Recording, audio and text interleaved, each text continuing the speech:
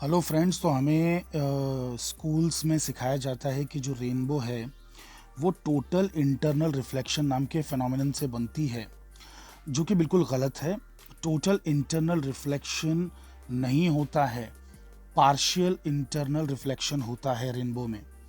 तो ये एक पानी की बूंद आप मान लीजिए जो हवा में अभी फ़िलहाल तैर रही है, और इसके ऊपर दूर से कहीं से सूरज की रोशनी आगे गिर रही है। तो यहाँ पे मैं सन जो है बना देता हूँ।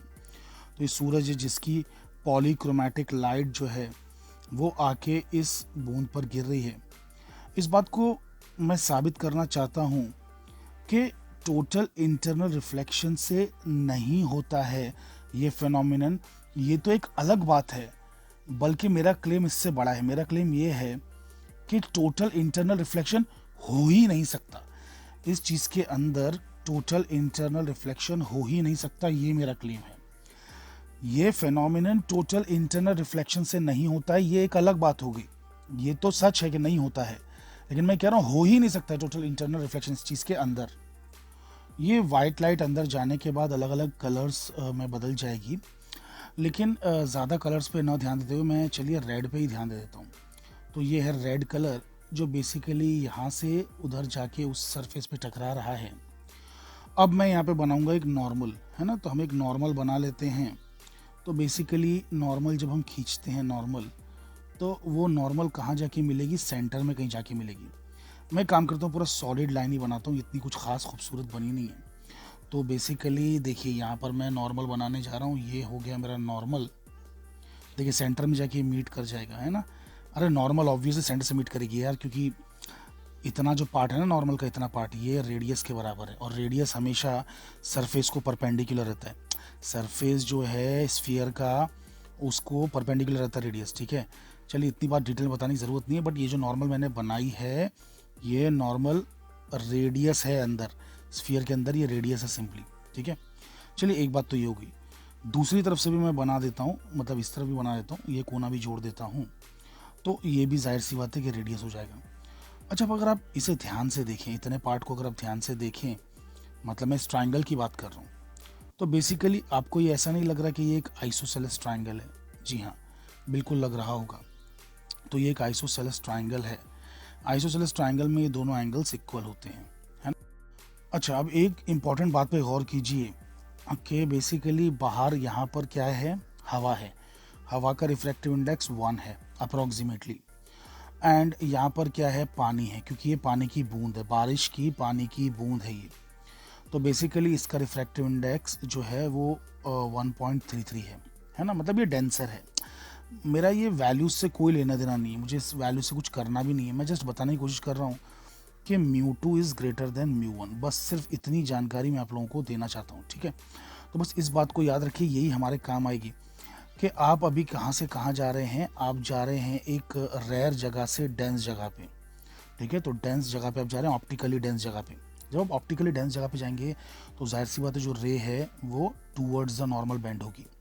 तो आप देख सकते हैं यहाँ पे जो एंगल है वो एंगल ऑफ इंसिडेंस और ये एंगल ऑफ रिफ्रैक्शन है। ये एंगल ऑफ रिफ्रैक्शन है जो कि छोटा एंगल है, ठीक है। अब आप मुझे ये बताइए कि आप ये लाइट को पकड़ के कितना भी घुमा लें, इस आई एंगल को कितना भी बढ़ा लें, ज़्यादा से ज़्यादा कितना बढ़ा पाएंगे? लाइट रे अंदर घुस जाए, लाइट रे अंदर घुस जाए इस ड्रॉप के अंदर, इस पानी की बूंद के अंदर, उसके लिए आप ज़्यादा से ज़्यादा कितना एंगल तक पहुंचा सकते हैं इसे? तो आप जो है इसे घुमा घुमा के एंगल बढ़ा बढ़ के, जैसे आप थोड़ा यहाँ पे सरका लें तो एंगल बढ़ जाएगा, और यहाँ सरका लें तो एंगल और बढ़ जाएगा, और सरका लें तो एंगल और बढ़ जाएगा। तो बढ़ा बढ़ा के आप कितना बढ़ा लेंगे? हद में हद अप्रॉक्सीमेटली 90 कर पाएंगे आप, है ना। 90 से कम ही कर पाएंगे, बट 90 मान लेते हैं। 90 से ऊपर तो जा नहीं पाएंगे आप। तो बेसिकली जब 90 का एंगल आपने बना दिया, तब जाके ये अंदर का एंगल कितना बनेगा? ये अंदर का जो ये एंगल है ना, ये क्रिटिकल एंगल जितना हो जाएगा। क्रिटिकल एंगल जितना, आईसी जितना। आप बोलेंगे सर ऐसे कैसे? अरे इसको उल्टे तरीके से इमेजिन कीजिए ना, कि आप समझिए कि बूंद से बाहर आ रहे हैं। तो बूंद से जब आप बाहर आएंगे, ये देखिए ये मैंने नॉर्मल बनाई, ये बूंद से आप बाहर आ रहे हैं, तो अब ये एंगल ऑफ इंसिडेंस हो गया, है ना। और ये जो हो गया आपका, ये रिफ्रैक्शन वाला एंगल हो गया, रिफ्रैक्शन वाला। तो जब आप बेसिकली इस इंसिडेंट एंगल को बढ़ाते जाएंगे बढ़ाते जाएंगे बढ़ाते जाएंगे, तो एक पर्टिकुलर एंगल होता है ना जिसे हम कहते हैं क्रिटिकल एंगल। उस क्रिटिकल एंगल के बाद क्या होता है? कि जो सरफेस होता है ना उसके मतलब जैसे कि अगर हमने बढ़ाते बढ़ाते बढ़ाते यहाँ तक ले आए और ये क्रिटिकल एंगल है, ठीक है, क्रिटिकल एंगल है, तो सरफेस के बाद मतलब सरफेस के बाहर नहीं जाएगी ना ये। क्रिटिकल एंगल के बाद ये जो एंगल है क्रिटिकल एंगल, इसके बाद मतलब इस इतने तक पहुंचने के बाद ये जो रे है आपकी ये बाहर नहीं जाएगी बल्कि अंदर ही रिफ्लेक्ट होकर आ जाएगी। उसे तो हम कहते हैं ना टोटल इंटरनल रिफ्लेक्शन, कहते हैं कि नहीं कहते हैं भाई। तो मैं ये कहना चाह रहा हूँ कि ये एंगल हद में हद है ना, क्रिटिकल एंगल जितना होगा तब जाके ये 90 जितना होगा, समझ रहे हैं। ये क्रिटिकल एंगल जितना होगा तो ये 90 जितना होगा। तो अगर इसका मैक्सिमम एंगल क्रिटिकल एंगल है और ये 90 एंगल है, तो इसी का उल्टा सोचिए ना आप, इसी का उल्टा सोचिए कि बेसिकली इसका एंगल बढ़ा बढ़ा के आप आई को 90 कर सकते हैं, तो ये आर सबसे बड़ा कितना होगा, क्रिटिकल एंगल जितना होगा उससे बड़ा नहीं होगा। तो अगर ये एंगल क्रिटिकल एंगल जितना बड़ा है उससे मतलब उतना है या उससे छोटा है, उससे बड़ा नहीं हो सकता, तो फिर ये एंगल भी उससे बड़ा नहीं हो सकता। तो ये एंगल अगर क्रिटिकल एंगल से बड़ा नहीं हो सकता, जस्ट इमेजिन कीजिए मैं जो कह रहा हूँ, ये एंगल अगर क्रिटिकल एंगल से बड़ा नहीं हो सकता तो फिर बेसिकली कैसे होगा टोटल इंटरनल रिफ्लेक्शन। अरे भाई ये नॉर्मल ही तो है ना, ये रेडियस कोई रेडियस थोड़ी ना है, ये तो नॉर्मल है ना। तो नॉर्मल है तो ये एंगल नॉर्मल के साथ जो बन रहा है ये कभी क्रिटिकल एंगल से बड़ा हो ही नहीं सकता है। तो क्रिटिकल एंगल से बड़ा नहीं हो सकता, तो बेसिकली फिर आपका टोटल इंटरनल रिफ्लेक्शन कैसे होगा, तो नहीं होता है टोटल इंटरनल रिफ्लेक्शन। ये सिर्फ है ना क्या होता है ना कि यहाँ पर जब रे पहुँचती है तो थोड़ा अंदर आती है और थोड़ा बाहर निकल जाती है। बाहर वाले से हमें कोई सरोकार नहीं, हमें कोई लेना देना नहीं। ये जो अंदर आ रही है ना बेसिकली ये वाली जो रे है यही बेसिकली बाहर कलर्स बन के निकलेगी, है ना। यही कलर्स जैसे रेड निकला वैसे ही वायलेट भी निकलेगा, ठीक है, आप समझ रहे हैं।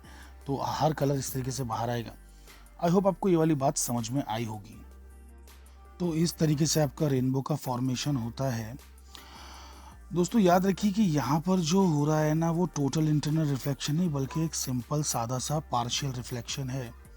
जस्ट उसको इंटरनल रिफ्लेक्शन कह सकते हैं बट टोटल इंटरनल रिफ्लेक्शन नहीं, क्योंकि कुछ लाइट जो है थोड़ा बहुत बाहर भी निकल जा रही है। और ये कोई नई बात नहीं है, आप बहुत पहले भी पढ़ चुके हैं कि जैसे कि बेसिकली यहाँ पे मान लीजिए कि पानी भरा हुआ है और यहाँ पे आपने नॉर्मल बना दी और यहाँ से आपने एक लाइट रे छोड़ी, तो ये लाइट रे है ना पूरी की पूरी बाहर नहीं निकलती, थोड़ी एनर्जी अंदर रिफ्लेक्ट होके भी आती है।